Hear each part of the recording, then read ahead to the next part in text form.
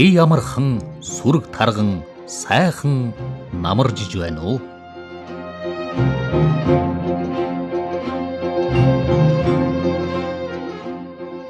Монголын радиогийн малчин нэвтрүүлэг Пүрэв гарагийн дугаараа байж байна.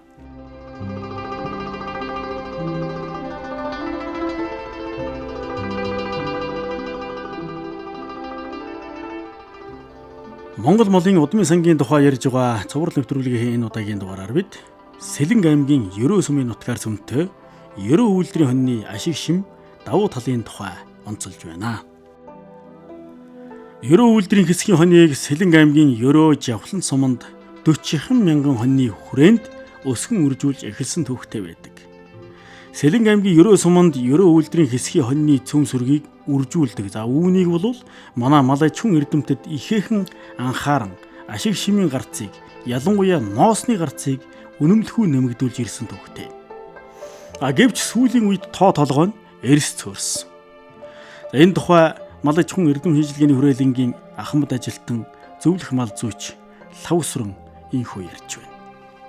За энэ Ерөө хоньыг анх зохион бүтээгч бий болгоход 1953 оноос хойш довтон хамтран ажиллаж ирлээ. За энэ үед 81 онд Ерөө үйлдвэрийн хэсгийн корпорат нарийнтер ност хонь гэж бий болсон юм. За бий болох үедээ 81 онд 30 гаруй мянга юм талгайтай Ерөөгийн сангийн аж ахуйд үржүүлж байлаа. Тэгтэл одоо болох төр зэрэг 2000 оноос хойш одоо байгаа хэмжээнд болох төр зэрэг энээсээ эрс цөөрч. Тэгтээ зэрэг Ерөө үйлдвэрийн хэсгийн хонь бол одоо манай Монгол улсад анх бий болсон урт нарийнтер ностой корпорат гэрчлэл гэж байдгийг.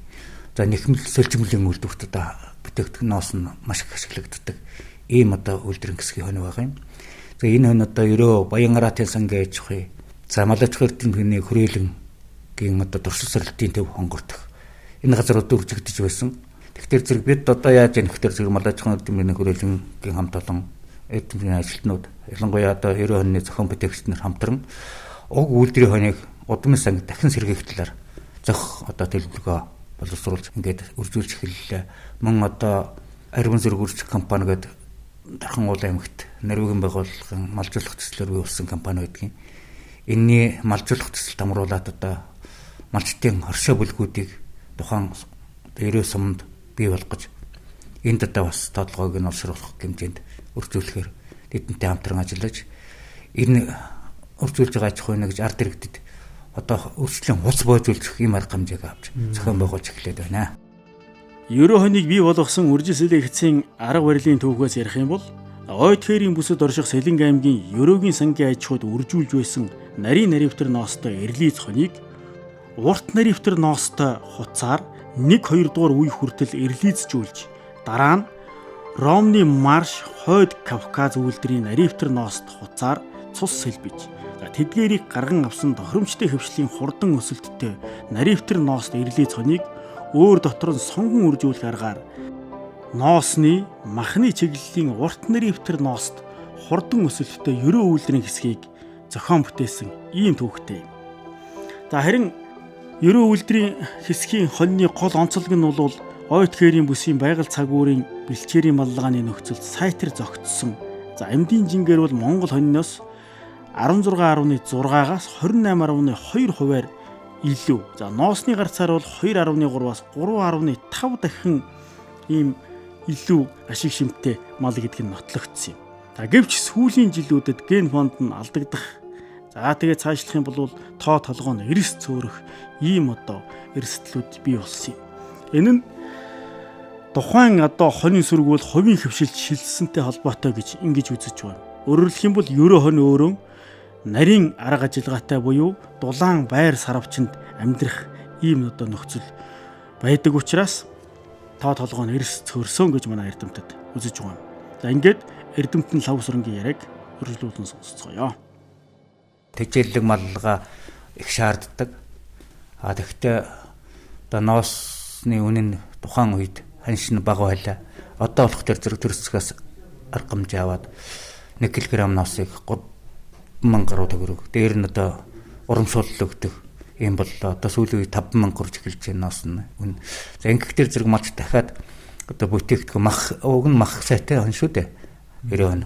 Дээр нь ноос их сайтай ноосноодоо улсын үйлдвэрийн эхмэсэл зөвлөмөл үйлдвэрт хэрэгцээтэй ийм хоног гэж улс анхан гэж үржүүлж байсан бол зах зээл ихэлснээс хойш ард иргэд өөрийн одоо орлого ашиггаа бодоод одоо Монгол одоо тэжээл маллага багтаа хариулга маллага багтаа дан бэлчээрээр маллагдаг болохоор зэрэг Монгол хэн тийшээ үржүүлж эхэлсэн. Нарийн нэрвтэр нас тухайн үед бас тухайн арчлал ихэлснээс хойш үйлдвэрүүд зогсон байдалд ороод ноос усны үнд хүрэх байгаад эхэлсэн учраас Монгол хөндлөө кивсэн. За улсын одоо урьдчилан албад аж ахуйн нэгжүүд татан буугдаад эхлэхдээ зэрэг ам ховд очихдэр зэрэг энэ хамгийн гол байсан л да. Тэжээл байрны одоо малчд ард иргэд нэлийн одоо төвгшөөж цэвэр Монгол хойно урьдчилжүүл одоо маллага амар юм сарвч таашаал ингэчих нь чинь битүү талаан байранд нэмэгдэл тэжээлтэй байдаг мал учраас маллага тэжээлгийн тал дээр нь нэлээд ард иргэд шантарч энэнийг цөөрүүлж хоригдуулахын шалтгаан гол шалтгаан болсон да. Энэ одоо тухайн аж ахуйн нэгжүүд одоо дандаа хувийн аж ахуйн нэгжүүд байна шүү дээ. Чинь улсын гэдэг. Тэгтээ зүр 90-ны одоо улсын аж ахуй гэж байхгүй, улсын аж ахуйн нэгж гэж байхгүй. Дандаа ард иргэдэд энэ малууд байгаа. За нэг талаар, хоёр дугаарт бол энэ сүүлийн үед аж ахуйн манай үйлдвэрүүд чинь нэгдсэн том үйлдвэрүүд байлаа шүү дээ. Нэхмэсэл зөвлөлийн том үйлдвэрүүд. Тэгээд эдгээр чинь танаг төхөөрөмж шинжилгээ жижиг цех нарийн нэрвтэр ноосоор бүтээгдэхүүн гэдэг жижиг цехүүд бий болгоод үйлдвэрээ жижиглээд танаг төхөөрөмжийн шинжилгээд чанартай бага хэмжээний ноосоор чанартай сайн бүтээгдэхүүн үйлдвэрлэж экспортод гаргая. Одоо хүн ардтай чанартай бүтээгдэхүүн хэрэглүүлээгээд ингээд одоо сүүлийн жилүүдэд 2 жил бол бид хамтран ажиллаж байна. Үйлдвэрүүдтэйгээ, үйлдвэр цехүүдтэйгээ дархан уул аймагт ч гэсэн одоо ноосны жижиг цехүүд бий боллоо. Нарийн нэрвтэр ноосоор бүтээгдэхүүн хийдэг. Ийм учраас одоо ноосны үн 5,000 төгрөг хүртэл өссөн. Дээр нь урамшуулалт авдаг учраас одоо ахаад нэг өсөх юм боломж бий болж байна. Энийг л алдлаа одоо бид ард иргэдтэй сурталчлаад, сурвалжлаад, зөвлөөд энэ малыг зах хэмжээнд төржүүлэх хэрэгтэй байна. Ялангуяа манай хөрөөлөн бол мал аж ахуйн эрдэмтний хөрөөлөн дархан уул аймгийн хонгор сумд дурсралтын төвгөөр нарийн нэрвтэр ноостой үржүүлдэг болсон. За энэ тус нэг 1000 тонн үржигдэж байна. За Сэлэнг аймгийн цагаан нуур сум тухайн хан компанитай гэрээ хийсэн бас ажиллаж байна. Дархан нэхий үйлдвэрийн нэхий агр компани гэдэг одоо уул аймгийн хонгор сумд байна. Эдний одоо мал дээр дурсралт тавиад судалгаа хийгээд одоо нарийн нэрвтэр ноосны нэхий ноос үйлдвэрлэх ийм ажиллагааг өнгөрсөн жилээс эхлээд ингээд явуулж байна. Цаашдаа бол жоохон тодлого нь олшрох ийм боломжуудыг бүрдүүлэх талаар л ажиллаж байна да. Энэ нарийн нэрвтэр ноос болон гоцоо шигшэмтэй энэ эх орны үйлдвэрийн хэсгийн хоног одоо байгаа дээр нь энэ удмын сан хамгаалах тал дээр зохих хэмжээний арга хэмжээ аваад юм уу жижиг өөрийн гэсэн одоо төрийн хамгаалттай аж ахуйн нэгжүүдийг бий болгож эдэнтэй гэрээ хилцээр хийгээд ингэж ажиллах болов гэж ингэж бид нар ойлгож байгаа л да. Бусад орхон хангаа үйлдвэрээс болох төр ноосны хувьд бол урт долгиосон атрасатай цагаан зонгохтой долгиосон одоо 12-аас 15 см хүртэл урт ноостой. Тэгэхэд чинь хангаа нь бол 4-5 см урт ноостой. Орхон нь болохоор 7-9 см хооронд хэлбэлцдэг.